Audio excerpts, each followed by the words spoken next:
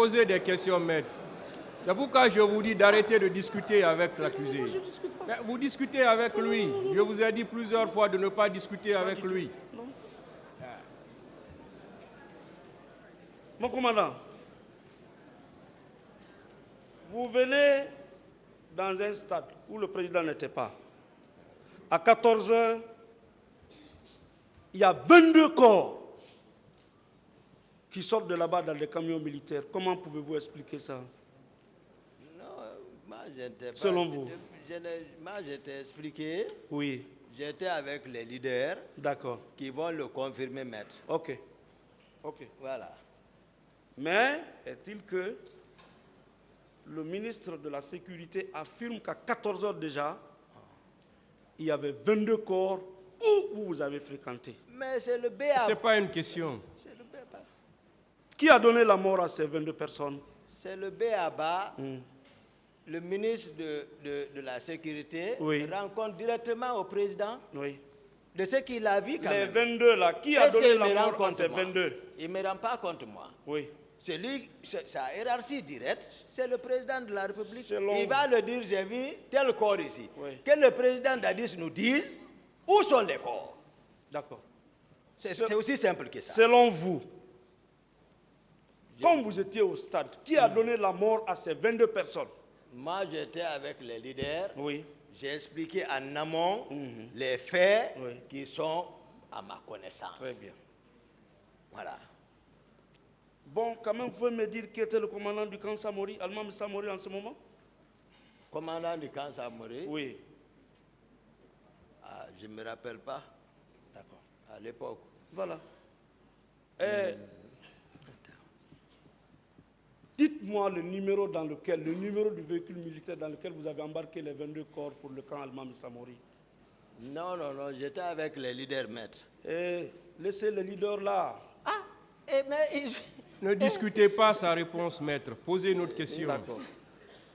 Donnez-moi le numéro des 22 camions dans lesquels vous avez embarqué les 22 corps. Il a répondu à cette question. Ne péchez pas. Très bien. Ne péchez pas. Pas du tout. C'est grave. C'est des personnes qui sont décédées. C'est grave, hein? Ok. Moi, si on m'accuse, vous les avez vus? Je parle de vous. Vous les avez vus? Je parle de vous. Ils m'ont accusé, ils sont où? Et vous, vous êtes où? Ils sont où? Vous êtes où? Non, je vous dis. Vous êtes où? C'était derrière moi, non? On a dit, mais attendez. Maître Béat, s'il vous plaît, une fois de plus. Monsieur le Président, parlez. Une fois de plus. Monsieur le Président, écris sur moi, Monsieur le Président. Je vais doucement, doucement.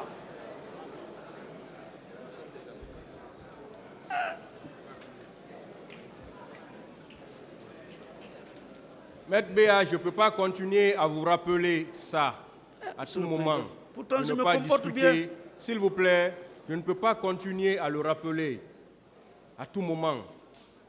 Contentez-vous des réponses données par l'accusé. Si vous n'êtes pas satisfait, dites au tribunal que vous n'êtes pas satisfait des réponses données par le client, par l'accusé. C'est simple. Mais si vous-même vous engagez une discussion entre vous et l'accusé, nous savons quand même, nous sommes des professionnels, nous savons que ça ne marche pas comme ça. Ça ne peut pas marcher comme ça. Une fois de plus, s'il vous plaît, posez des questions. Parce que vous ne pouvez pas discuter les réponses ni apprécier les réponses. C'est au tribunal d'apprécier les réponses données par l'accusé. Ce n'est pas à vous. Si vous n'êtes pas satisfait des réponses, gardez-les. Quand votre tour viendra pour la plaidoirie, vous aurez tout le temps pour discuter des réponses là-bas. Vous aurez suffisamment de temps là-bas, mais ce n'est pas le moment. Pour le moment, contentez-vous de poser des questions et contentez-vous des réponses données par l'accusé, même si ces réponses-là ne vous satisfont pas. S'il vous plaît, une fois de plus, on ne peut pas continuer comme ça. Posez des questions, maître. Merci, Monsieur le Président. Et surtout, ne soyez pas trop agressif envers l'accusé. C'est ce que j'ai dit. L'accusé doit vous respecter. Et c'est réciproque. Je l'ai rappelé l'autre fois. Jusqu'à preuve du contraire, tous qui vont comparaître ici comme accusé bénéficient encore de la présomption d'innocence, jusqu'à la décision de ce tribunal-là. Donc, s'il vous plaît, posez des questions et contentez-vous des réponses données par l'accusé. Merci, Monsieur le Président. Mon commandant. Oui, maître. Toujours selon le feu Mamadou Kamaradi Toto, à 17h, il a été informé de la présence de 3 camions stationnés à la résidence de feu Lansana Conté avec à leur bord 54 corps. Que répondez-vous? Ah, je n'ai pas vu ça. Demandez le président ou Toto. D'accord. Mais ces corps sont venus du stade que vous avez fréquenté, de votre propre chef. Moi, je vous ai dit tout mon itinéraire, je vous ai donné mon itinéraire, tout, c'est précis. D'accord. Donc, on ne peut pas modifier ça, maître. Ok. Donc, si on fait la sommation, 22 plus 54, je pense que nous sommes à 76 corps qui ont été convoyés au camp Samori. Qui auraient été convoyés au camp Samori, pas dans les véhicules des miliciens, mais dans les véhicules militaires. Qui a embarqué ces corps pour le camp Samori? Maintenant, je vous ai expliqué mon programme de séjour, maître. Comment j'ai quitté le stade, à quel moment, avec qui, jusqu'où, tout ça, c'est ça. Ok. Maintenant, même, pourquoi j'ai dit le président n'a qu'à aider les gens? Parce que même lui, il a arrêté RFI ou quoi, pour dire, ils m'ont rapporté le rapport de 54 corps, tel corps, pour un premier temps. Où sont les corps? D'accord. Mon commandant, où sont les corps?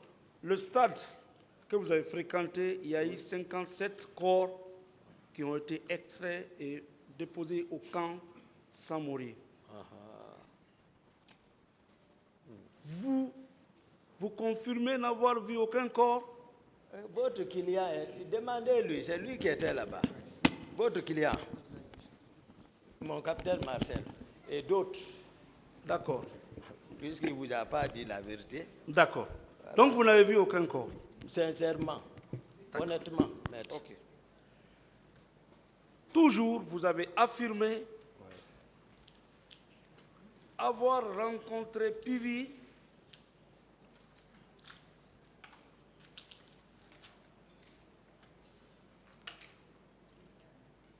et plusieurs de ses hommes dans des camionnettes à la hauteur de Bellevue. Vous maintenez cette déclaration? Oui. Bon, d'accord. Vous en avez la preuve? Mais demandez-les pourquoi même ils ont peur de dire là. C'est-à-dire, je ne comprends même pas. Ils ont peur de quoi? Eux-mêmes. Vous avez peur de quoi? Non, mais je suis en train de dire la sincérité. Mais je les regarde. C'est pas la vérité. Possible. Comment tu peux faire la réprobation? Tu sais que ça c'est la vérité, et puis tu t'arrêtes maintenant à mentir devant les gens. Ce qui est vrai. Monsieur le Président. Ça c'est un exercice, moi c'est ma première expérience quand même. Oui. Vous voyez, il traite mon client de menteur. Excusez, je retire. Merci. Je retire. Voilà, je retire ça. C'est accepté. Voilà, merci. Donc des contre-vérités. Hein? Des contre-vérités, voilà. c'est acceptable. Il y a une façon de le dire. Voilà. Mais maître, j'ai dit que c'est ma première expérience ici, c'est pas facile. Merci. Voilà. Donc, je retire. Le colonel Pivi, vous n'avez pas de preuve que vous l'avez rencontré? Non. Voilà. C'est la vérité. Et ce que vous dites, vous pensez que c'est ça la vérité? La vie. Ils n'ont qu'à dire qu'ils n'ont pas vu. D'accord. Ils n'ont qu'à maintenant dire, mais c'est ça. Ok. C'est ça la réalité. Vous connaissez Paul Massagui Lavogui? Je vous dis, lui c'est ma classe. Paul Massagui Lavogui? Oui. D'accord.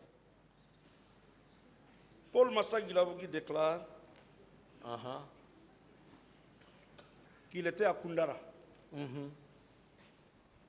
au cours des jours qui ont suivi le massacre au stade et qu'il a assisté à des séances de torture infligées aux détenus par le militaire Begré et ses hommes.